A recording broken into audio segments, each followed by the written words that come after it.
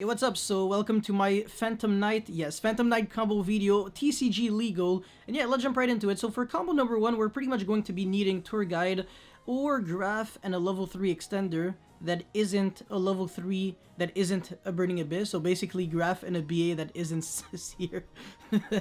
Okay, basically you need Tour Guide, because we're not really playing Farfa. I mean, we are playing Farfa, but it's just... Okay, yeah, sure. If you draw a Graph Farfa and this, the wings, or pretty much the gloves or almost everything, you're going to have a pretty good combo. So let's get into it. So Tour Guide obviously gonna get that Graph. This kind of matters a bit because at this point you need to use Cherubini's effect on something else. So summoning the Seer doesn't matter. Even if you don't play Seer, you can pretty much just still do like all of that. So Seer, maybe you can play only one, especially if you play one Farfa, but you know, if you don't play Farfa, then you might actually be forced to play Seer, otherwise your Graph just can't even trigger sometimes, which kind of sucks. It kind of defeats the whole purpose of even playing Graph in the first place. Yeah, so you'll be sending the Ancient Cloak because we need to be able to search Phantom Knight monster very soon. We're going to make Rusty now, and this is where we are going to send the Torn Scale. This card's insane, man. It's crazy. Oh, man. Because, yeah, now it's revived back because we banished the Phantom Knight card from the graveyard. And now its effect isn't negated when it's brought back with its own summoning condition. So now you can actually pitch the gloves, and you can already see where this is going. We have a Silent Boots in our hand. Quite a lot of summons. Yeah, gotta make Levier. I don't play Utopic Future Dragon in this version because it's the TCG legal. We don't know when Utopic Future Dragon will come out, unfortunately. That kind of sucks. Anyways, that Silent Boots can already be banished for the Fog Blade, and then I think this is where we can start. Yeah, okay, yeah. So this is where the Ragged Gloves can, I believe, send the Fog Blade, and we can revive 2 monsters from the graveyard. And we can indeed make a Break Sword. And you know what Break Sword does. Break Sword is basically kind of 4 interruptions, because now Rusty is going to pop it. We're going to revive back 2 Phantom Knight monsters from the graveyard with the same level, increase their level by 1, and make Dark Rebellion. So during our opponent's turn, we have quite a lot here. We have Fog Blade, Appaloosa for 3, and this is going to be Dark Requiem for 3, so basically even better than Appaloosa with a pop because we summon a Dark Xyz to a zone Rusty points to.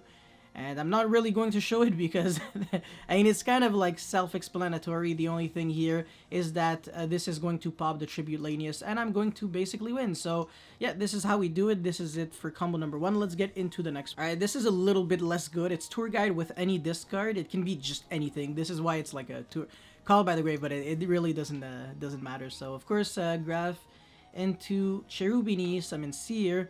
I hate this part so much because you need to make like a Rusty, but reviving back the Cherubini just has no value. So basically, if you play Skarm in your deck, it's cool because Graph can summon the Skarm. You don't summon the useless Cherubini, but you get an end-phase search, which isn't useless because Tour Guide is a 3 now. So actually searching back a Tour Guide for next turn is nasty, especially since this is like Orcus 2.0, you know? You have like a full graveyard for next turn, and you just absolutely cannot lose.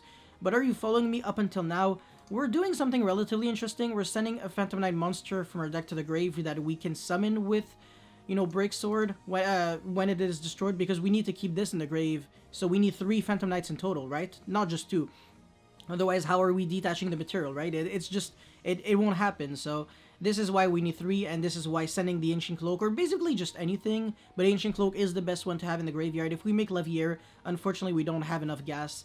It's just gonna be missing some cards. Yeah, we really can't do anything. I mean, we make a Levier to do nothing after, so this has to be, I think, the most optimal way to do it. We're going to revive 2 monsters now, make the Dark Rebellion, and of course search the Fog Blade. So pretty much almost the same thing. It's only 5 interruptions, so a little bit less good, but still, Tour Guide with just any discard. Am I even going to show the Dark Requiem play? Oh wow, interesting play every time. This is something that I have to explain though. When you use the rank up magic, you actually have to banish a dark monster from your graveyard. Well, 1 for each rank that you're trying to rank up. So since we're going from 4 to 5, it's only 1.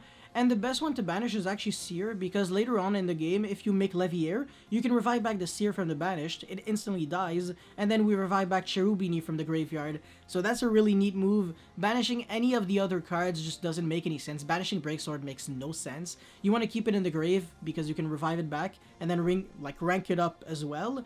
And you know, banishing Tour Guide, the only thing it does is play around Call by the Grave if you go normal 7 Tour Guide effect.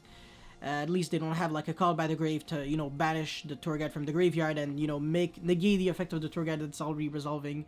And, you know, Graph is just, it's just worse. Seer is definitely the best one to banish. So that's pretty much it for this combo. Let's jump into the next one, the third one. Alright, so basically tier scale with Ancient Cloak, or I think, no, actually I think it has to be Ancient Cloak, right? Well, not really actually. It can be Ragged Gloves, or it can be Wings, or it can be Fogblade. So yeah, you do have some options, but obviously if it's like tier scale with Silent Boots, you definitely don't have it. You're going to be one extender short, unfortunately. So once again, with the sketchy play summoning Seer that just doesn't really do much. I mean, now we make Levier, so at least it does something, kind of, because it revives back a Graph that doesn't die because of Cherubini's passive effect. And we're actually going to be doing some cool things now. So revive back the Ragged Gloves and then instantly pop it. I don't think we can revive back any other monsters, so that sucks. We basically just sent a Ragged Gloves that we couldn't really use its effect. And it's basically the same thing as, you know, the other combo that I just showed, so yeah. Anyways, combo number 4 now. So basically, if you draw just any level 3 monsters, any level 3, obviously one of them, at least one of them has to be dark, but it's mathematically impossible to just not draw any dark extenders when every level 3 extender that you play is dark, except for, I believe, Psychic Wielder. That card's not really good anyways. Kagemusha Knight is significantly better because it actually chains block the tour guide. And you can also play one junk forward if you want, but it also conflicts with like the draw from Tsuchinoko and from Jackalope, because you might actually draw into it once you reveal, so it's kind of bait. I know it's still good though, but I don't know, it's just a question of timing. Kagemusha Knight just being able to chain block tour guide, infinitely better. It's actually just, it's the difference between, you know, sky and the earth, so yeah. Anyways, normal, special, make Cherubini. You already know the drill at this point, nothing too special.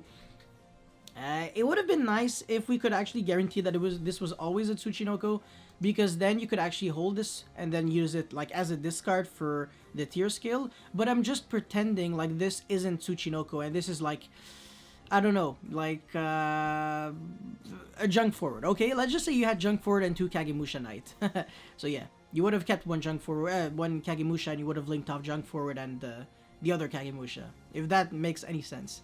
Anyways, yeah, now we can search that Silent Boots and then special make Levier again. I don't think we can make Appaloosa though this time. Kinda sucks.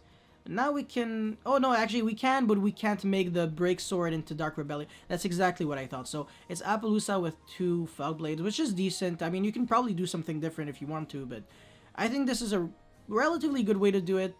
Yeah. Anyways, once again, combo number 5, which I believe is the last one, so let's get into it. Hey, the original trio, man! We have Ancient Cloak, Ragged Gloves, and Silent Boots. Those were the 3 first Phantom Knights introduced, you know, in the Phantom Knight franchise series, yes, archetype. And yeah, it's really cool because they actually work very well with each other, and they're genuinely good cards to draw. Like, they are good with tier scale, obviously, because it's like a Dark Refer, you know? You discard 1 card from the hand, pitch 1 from the deck to the grave, so it's actually good to draw the good Phantom Knights. And it also unbricks the Strain Greaves. It only conflicts a bit with Tour Guide if you don't draw any level 3 extender, because if you get, like, hand trapped, you literally just insta-lose, which is very annoying. And Nibiru completely kills this deck, by the way. There's just no way to consistently play around Nibiru. Obviously, if you play, like, if you're, like, counting on 3-4 card combos, or, like, random unsearchable utility cards, everyone can play through Nibiru. That's not a problem, but inherently, hell no. It's 100% impossible, so yeah. Ancient Cloak, Silent Boots, Cherubini, Graph into Seer. Where have I seen this before? I wonder, man. Yeah, Rusty, revive back Cherubini. I think for once we can actually do something about it.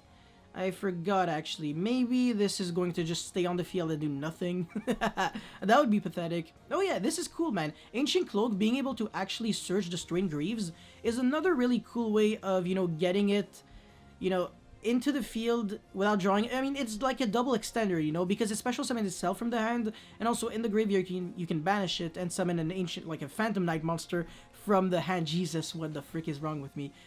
Which is nice. And now we can make, I believe, Levier, yes.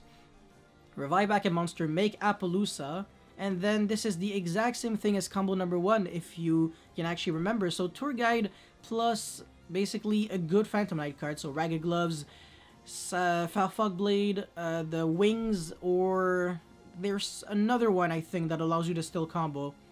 But this is like the exact same thing. It's just you need 1/3 card, but it doesn't need tour guide. So, can you actually play this deck without tour guide? 100% brilliant percent. So you really don't need the card to win. It's just it loses a bit more to hand traps, but at the same time, if it's not tour guide that's getting hand trapped, it's like tier scale or like rusty. So it really doesn't change anything at the end of the day. You know, you still have to play tour guide, honestly.